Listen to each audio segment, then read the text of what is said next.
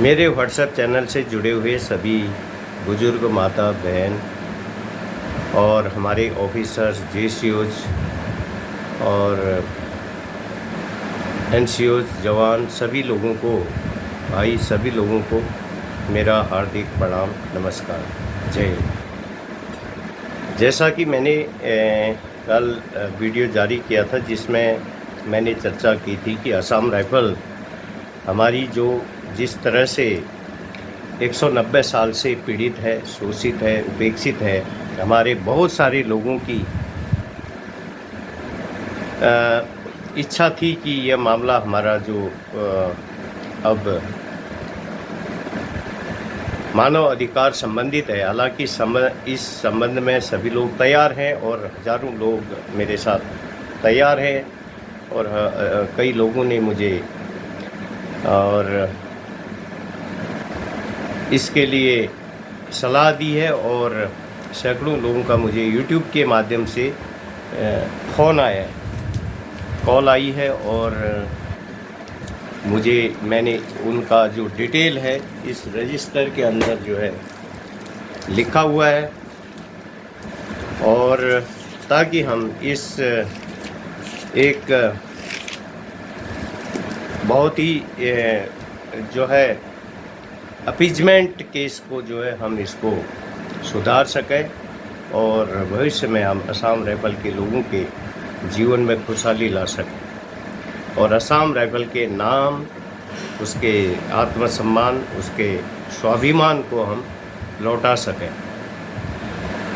तो सैकड़ों लोगों का मुझे YouTube के माध्यम से फ़ोन आया है, इस कार्रवाई को आप जारी रखें करके, लेकिन कुछ लोग अभी भी शंका से घिरे हुए हैं।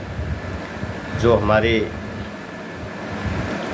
जीडी के सभी लोगों को मुझसे बात करनी चाहिए थी और मैं फिर जो है महत्वपूर्ण लोगों को, नज़दीक के लोगों को, दूर के लोगों को, इसमें आजकल कोई दूर नज़दीक का मामला नहीं है, सवाल नहीं है, कोई मतलब नहीं है, सब कोई 1-2 दिन में हर जगह पहुंचा जा सकता है। फिर मैंने कहा है कि अगर ये मुहिम हमारी आगे जब बढ़ेगी तो हम दूर वाले लोगों को मीटिंगों को अटेंड करने के लिए ज़्यादा परेशान नहीं करेंगे और बहुत ज़्यादा दूर के लोग हैं और हालांकि मेरे को जो है नेपाल से भी लोग फ़ोन कर रहे हैं और तो ऐसे लोगों का को मैं कहना चाहता हूँ, लोग कहना चाहते हैं कि 190 साल का हमारे असम राइफल के लोगों का जो संघर्ष कह रहा है कि अब समय आ गया है, अब हमें देर नहीं करनी चाहिए।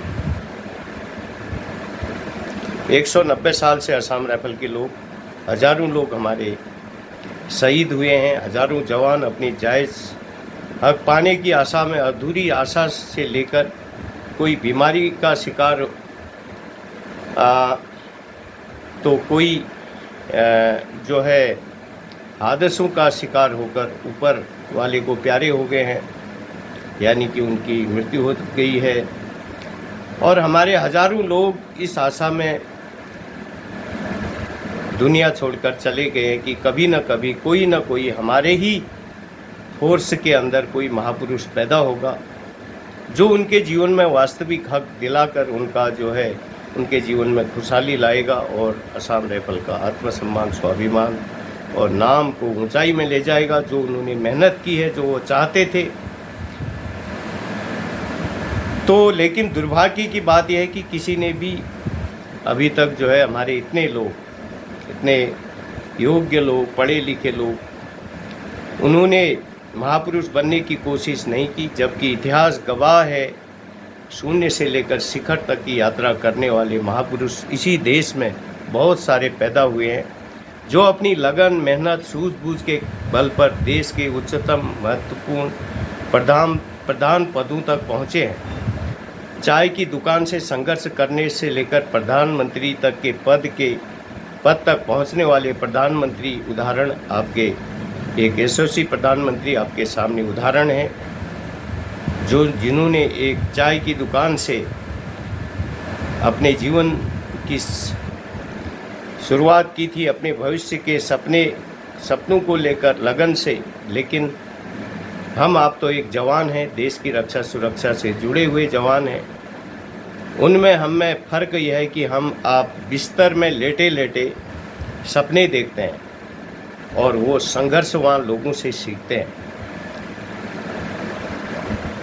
समझ लो आप, हम बिस्तर में बैठे बैठे सपने देखते हैं और उन्होंने संघर्षवान लोगों से सीखा और लोगों की पीड़ा को जाना, लोगों की पीड़ा में अपनी पीड़ा को देखा, अपनी पीड़ा में नहीं बल्कि लोगों की पीड़ा में अपनी पीड़ा को देखा और उनके साथ उनका जो महापुरुष हैं उनका साथ दिया। तो इस तरह से भले ही उनके कार्यकाल में देश के सभी लोगों को फ़ायदा नहीं हुआ हो, लेकिन जिस प्रकार से एक ग्लोबल जो वैश्विक नेता बनकर जो हमारे देश के अभी प्रधानमंत्री उभरे हैं, पूरे विश्व में शांति और सुरक्षा की दिशा में उन्होंने महत्वपूर्ण काम किया है। तो भले सभी को, हमको भी कोई फाइनेंशियल आर्थिक ऐसा फ़ायदा नहीं हुआ, लेकिन उन्होंने जो महत्वपूर्ण काम किए वो भी कम फायदे का विषय नहीं है। देश के पास ग्लोबल लीडर होना भी एक यशस्वी लीडर होना भी एक गौरव की बात है। तो यह एक प्रेरणा देने वाली बात थी, लेकिन वास्तविकता हम लोग टुकड़ों में सोचते हैं, वो बड़ा सोचते हैं। आज जिस तरह से असम राइफल की, तो हमें टुकड़ों में नहीं सोचना है। वो कहते हैं, महापुरुष कहते हैं कि हमें बड़ा सोचना है। आज जिस तरह से असम राइफल की जो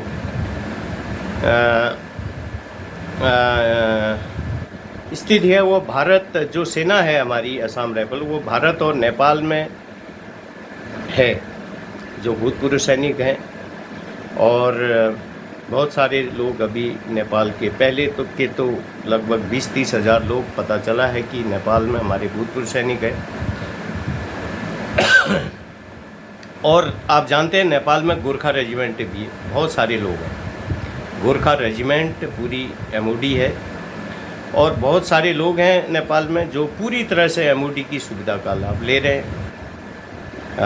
उनको सारे जो उनकी पेंशन में, हमारा एक 20 साल का हवलदार और उनके 20 साल के हवलदार में आधे का फ़र्क पेंशन। हमारा एक 20 साल का हवलदार जहाँ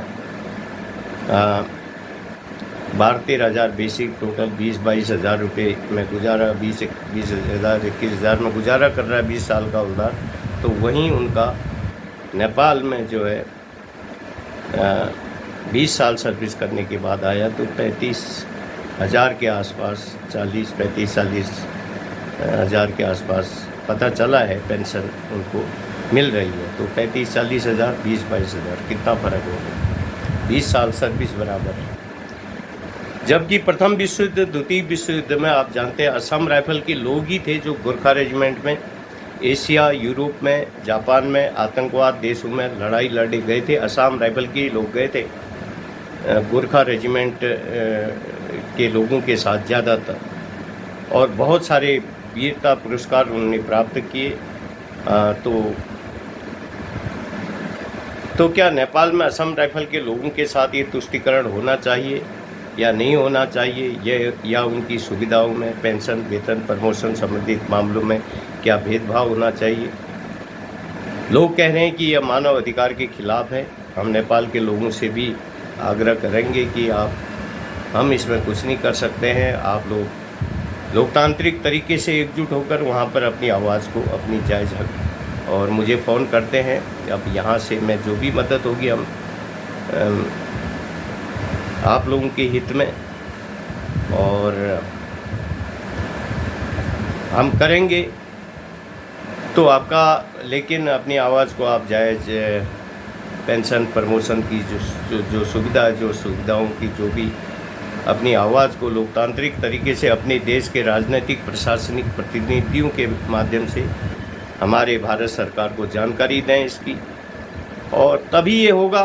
अनुरोध करें, आज के जो सोशल मीडिया जो विकसित माहौल में सिर्फ आंदोलन या भूख हड़ताल करने से समस्याओं का समाधान नहीं होता। हो सकता, क्योंकि रक्षा सुरक्षा से जुड़े लोगों को यह शोभा भी नहीं देता आंदोलन, भूख हड़ताल वगैरह। मानवता नैतिकता का ध्यान देते हुए निर्धारित चैनल द्वारा, प्रणालियों द्वारा महत्वपूर्ण लोगों से मिले, तभी समाधान हो सकता है। और भारत के रहने वाले असम राइफल के लोग जो हमारे यहाँ इंडिया में हैं, आप मेरी बात पर ध्यान दें। मानव अधिकार संबंधित हमारा मामला है, इसलिए हम ये नहीं कह रहे हैं कि हम ह्यूमन राइट मानव अधिकार आयोग में समस्या को लेकर जाएंगे, एकदम ऐसा नहीं। हम मानव अधिकार संबंधित लोगों की मदद करेंगे। कहने का मतलब मानव अधिकार पीड़ित, उपेक्षित और लोगों की जो मदद भी करेंगे। मानव अधिकार बहुत सारी जो ह्यूमन राइट्स संबंधित बहुत सारी संस्थाएं हैं, बहुत सारी भूतपूर्व सैनिक इसे चला रहे हैं और डिपार्टमेंटों के और सिविलियन भी चला रहे हैं। तो अपनी समस्या के लिए अगर हम संघर्ष करेंगे तो शोषित, पीड़ित, उपेक्षित जो लोग हैं, चाहे मैं कह रहा हूँ कि किसी भी जाति के हैं, और देश में उनको हम मानव अधिकार कानून के अंदर उन्हें जागृत करेंगे और उनकी मदद करेंगे, जो भी उनका जायज़ हक बनता है। मेरा मतलब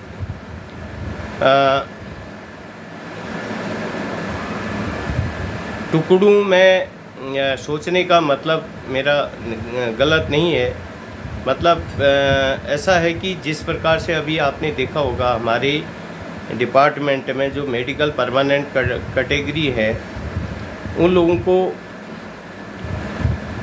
मदद दी जा रही है, बड़ी अच्छी बात है। लेकिन यह उनको बुला करके शिलोंग में मदद दी जा रही है, बहुत अच्छी बात है, क्योंकि कोई भी इंसान फौज में बीमार आदमी भर्ती नहीं होता है, और एक फिट आदमी, ऑलराउंड आदमी फौज में भर्ती होता है।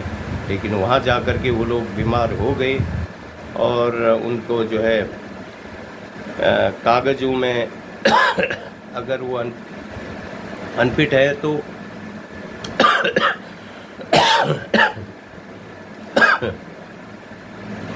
तो उनको मदद दे रही है गवर्नमेंट, तो अच्छी बात है। असम राइफल ने जब प्रपोजल दिया होगा तभी तो दे रही होगी, तो यह एक अच्छी बात है उनको। लेकिन ये पड़ाव है, एक मंजिल नहीं है। आपने किस प्रकार से ड्यूटी की है, आप पूरी सर्विस तो कैटेगरी नहीं रहे होंगे। आपने भी नागालैंड, मणिपुर, त्रिपुरा, असम, जहाँ भी आप, अरुणाचल, जम्मू कश्मीर, श्रीलंका, हैती, जहाँ भी जो डिटेल रहा होगा वहाँ पे अपनी ड्यूटी जहाँ पे डिटेल रहा की होगी। तो आप जानते ही हो वो जो है किस तरह से जो मेहनत की है, और क्या ये जो भी मिल रहा है वो उससे संतुष्ट यदि आप हैं तो ठीक है, लेकिन पैसा ही सब कुछ नहीं है। जो हमारा वास्तविक हमारी फौज का आत्मसम्मान है, स्वाभिमान है, वो लेना भी हमें बहुत ज़रूरी है। और इस ऐसे कब तक चलेगा? आप जानते हैं किस तरह से हम लोगों ने असम राइफल में 20, 30, 40 साल तक जंगलों में रहकर देश की रक्षा सुरक्षा के लिए अपना सब कुछ बर्बाद कर दिया, स्वास्थ्य भी, शरीर भी, क्या मिला? और क्या असम राइफल को इसी हाल में छोड़ देना चाहिए? यह एक गंभीर चिंतनीय रोशनी विषय है। तो जो लोगों ने, आप ठीक है, जो मेडिकल कैटेगरी के लोगों को दिया जा रहा है, हमें खुशी है, कुछ तो मदद मिलेगी उनको। मैंने पहले भी कहा कि घर से बीमार कोई नहीं गया, वहीं जाके बीमार हुआ, उनको मिला, अच्छी बात है। लेकिन जिन लोगों ने, मेरे कहने का मतलब है 20, 30, 40 साल तक जंगलों में रहकर देश, असम राइफल, मणिपुर, नागालैंड, त्रिपुरा, असम, जम्मू कश्मीर, हैती, श्रीलंका, जहाँ भी डिटेल रहा, किस तरह से जो है परेशानी में अपनी जीवन जवानी के अमूल्य क्षण ही नहीं बल्कि 60 साल तक बहुत सारे लोगों ने करी। 10% लोग ने करी ही, 90% तो 20 साल के बाद आ गए, क्योंकि अधिकतर लोगों का सोचना ये था कि भाई इतना देश के लिए हमने अपना सब कुछ दे दिया, अब थोड़ा बहुत इस हड्डी को बचा के तो ले जाए, तो इस उसमें आ गए। और तो ऐसे में क्या हमें इस हाल में ही असम राइफल को छोड़ देना चाहिए? नहीं, यह एक गंभीर चिंता और सोचनीय विषय है, क्योंकि न समय पर प्रमोशन हुआ, न ही सही पेंशन जायज़ हक मिला, न असम राइफल को उसका नाम, स्वाभिमान और वापस उसका आत्मसम्मान मिला। तो ये एक किस्म का अन्याय है, और इस अन्याय के खिलाफ हमें न्याय के लिए जवान जोड़ो अभियान शुरू करना पड़ेगा। हालांकि हम सरकार को दोष नहीं दे रहे हैं, क्योंकि हमारी फ़ौज तो 190 साल पुरानी है, और आज़ादी को तो अभी 75 साल कितने लगभग हुए हैं, लेकिन 190 साल पुरानी, किस सरकार को हम दोष दें? तो इसलिए हर आदमी अपने साथ, मैं कह रहा हूँ कि 10, 20, 50 लोगों को जोड़कर जवान जोड़ो अभियान, जवान फैमिली जोड़ो अभियान के अंदर जो हमारे मानव अधिकार संरक्षण संस्था से उन्हें फिर हम जब ये बन जाएगी तो फिर उसे जोड़ेंगे। तो अभी से आप शुरू कीजिए, और व्हाट्सएप ग्रुप बनाए हैं, जो जानकार लोग हैं व्हाट्सएप ग्रुप में जोड़ें।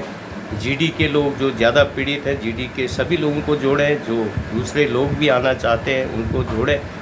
और हम चाहते हैं कि इसमें हमारी जो असम राइफल की जो महिलाएं हैं, वो महिलाएं भूतपूर्व सैनिक, वीरांगनाएं माता बहन है, या जिनके पति जिंदा हैं, उनकी जो भी जागरूक महिलाएं हैं, पढ़ी लिखी महिलाएं हैं, आप आगे आएँ और मुझे भी व्हाट्सएप ग्रुप बनाएं, मुझे भी ऐड करें, और मेरे व्हाट्सएप ग्रुप में आप अपना नंबर मुझे दें, और ताकि मैं अपने व्हाट्सएप ग्रुपों में आपको ऐड कर सकूं। और जो भाई लोग हैं, जो हमारे बालक बालिकाएं हैं भूतपूर्व सैनिक असम राइफल, उनको इसमें उनकी महत्वपूर्ण भूमिका होगी। जो हमारे खासकर जीडी के साथ, जीडी को ज़्यादा, जीडी के लोग पीड़ित हैं हमारे, तो जीडी के जवानों के जो बालक बालिकाएं हैं, जो जवान, जो पढ़े लिखे लोग हैं, चाहे वो जॉब वगैरह कर रहे हैं, तो उसके साथ साथ थोड़ा इसे भी अपना टाइम दें। और क्योंकि आपके पिताजी की को अगर उनका जायज़ हक मिलेगा तो आपको ही फ़ायदा होगा, और आपके पिताजी के लिए, आप देश के लिए न सही, हमारे लिए न सही, दूसरों के लिए न सही, आप अपने पिताजी के सपनों को पूरा करने के लिए आप उनकी मदद करें, और मुझसे जुड़े रहें, और मुझे अपने व्हाट्सएप ग्रुपों में जोड़ें, मेरे व्हाट्सएप ग्रुपों में आप जुड़ें। तो इस तरह से हम चाहते हैं कि जो देश में जिस तरह से अभी महिलाओं को ज़्यादा आरक्षण भी दिया जा रहा है, तो हम भी चाहते हैं कि हमारी अगर असम राइफल के भूतपूर्व सैनिकों की जो माता बहन, जो वीरांगनाएं माता बहन हैं, चाहे जिनके पति जिंदा हैं, उनकी माँ जो बहन है, और बुज़ुर्ग माताएं हैं, तो बुज़ुर्ग माताओं को तो अब हम नहीं कह सकते, लेकिन जो जवान महिलाएं हैं, वीरांगनाएं जवान महिलाएं हैं, ऐसे लोगों को ज़रूरत है कि हमारी इस मुहिम में ये एक पुण्य और पवित्र काम है। एक जो है देश के एक महत्वपूर्ण हमारी सेना है, जिसके पास एक संघर्ष का इतिहास है, एक नाम है जिस फौज का, एक वीरता चक्रों का जिसके पास एक अव्वल नाम, इतिहास का नाम का इतिहास है, उसका जो है, उसके लिए आप लोग, हम चाहते हैं कि आपको, महिला को ही हम, ये संस्था हमारी ये AR human right protection organisation अगर बनती है तो हम चाहेंगे कि जनरल सेक्रेटरी हम लेडीज़ को, महिलाओं को बनाएं, और ताकि वो ईमानदार भी होते हैं और ये भी होते हैं कि मतलब उनके अंदर संघर्ष, मेहनत करने की क्षमता ज़्यादा होती है इन मामलों में। तो आज के लिए वीडियो लंबा हो जाएगा, तो ये पूरा वीडियो देखें और अधिक से अधिक लोगों तक इस वीडियो को फैलाएं, ताकि, और बहुत जल्दी, अब देर कर रहे हैं बहुत सारे लोग अभी लोगों का। अच्छा, मैं दूसरा नंबर भी आपको दे रहा हूँ, अगर दोनों नंबरों में आप अपने को वो भेजें, शायद मेरा व्हाट्सएप एक वो गड़बड़ कर रहा है। और दूसरा नंबर है मेरा व्हाट्सएप नंबर जो है 7536810045 7536810045। पहला नंबर मैंने उसमें दिया था, फिर पहला वाला नंबर भी नोट कर लें। वो नंबर है 75 794 794 31482। तो इसमें किसी, ये दो नंबर है, किसी एक नंबर में भी आप अपना डिटेल व्हाट्सएप करें और बात भी करें। इन नंबर में किसी भी नंबर में फ़ोन में बात भी कर सकते हैं। और ये वीडियो लंबा हो रहा है, फिर मैं बात करूँगा। तो जल्दी जल्दी आप करें, एक्शन करें इसमें, ताकि जल्दी जल्दी हम इसका परिणाम ला सकें। धन्यवाद।